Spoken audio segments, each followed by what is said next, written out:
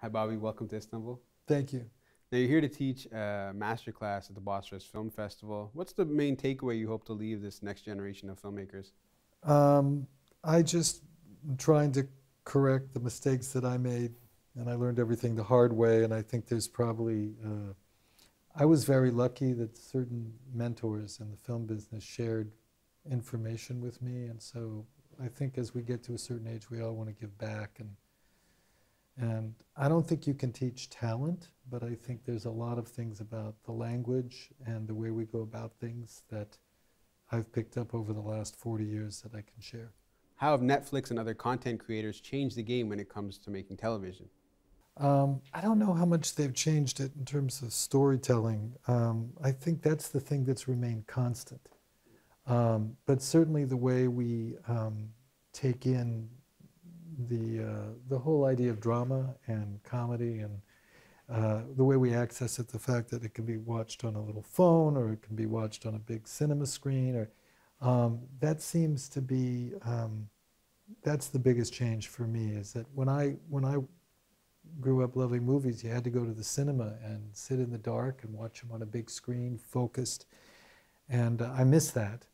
But I also love that you can watch 13 episodes of House of Cards in 1-2 day period. Now, like you mentioned, from the small screen to the really small screen, people are watching content on their phone and tablets. Are you conscious of this when you're producing television? I try not to be. I really don't like watching things on phones. And I was on an airplane not that long ago, and I was sitting in an aisle seat, and the guy in the next aisle was watching something, and I glanced at it a couple times, and suddenly I realized I directed that. But I never meant for anybody to see it that small, and I thought of everything he was missing that I intended.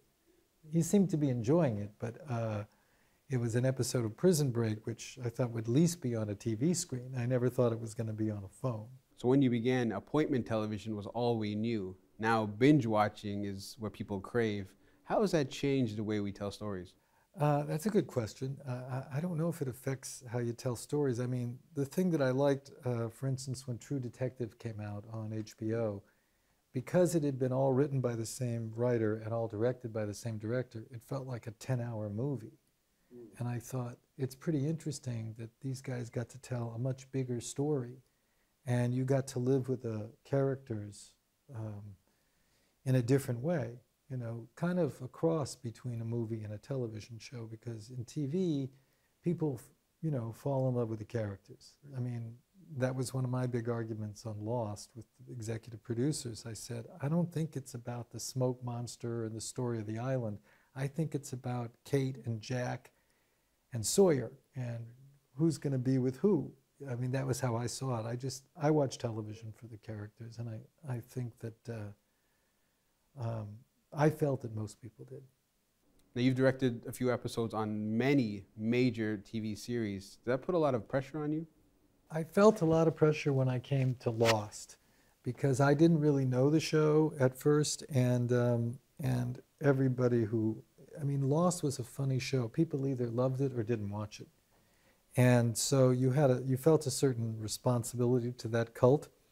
So I watched 55 episodes in 3 days and was bleary-eyed, and I felt a little bit intimidated. And then I went there, and I got a very special episode for the first one I did. It was the whole purge of Dharmaville and Ben's backstory, and Ben kills his dad, and I'm reading the script and I'm going, this is really a big episode.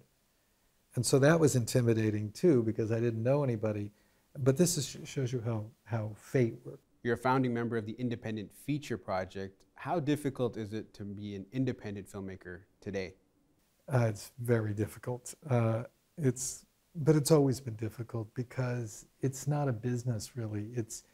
But I'm reading this book about Leonardo da Vinci by Walter Erickson, and you realize it's never been easy for artists. It's never been easy to get funded. You were always working for somebody, trying to claw and grab a little money to make your movie, and then how do you get it out there for people to see it? The problem is, how do you get people to see it? And everybody feels like the internet is an answer, but nobody's really found out how to monetize it yet.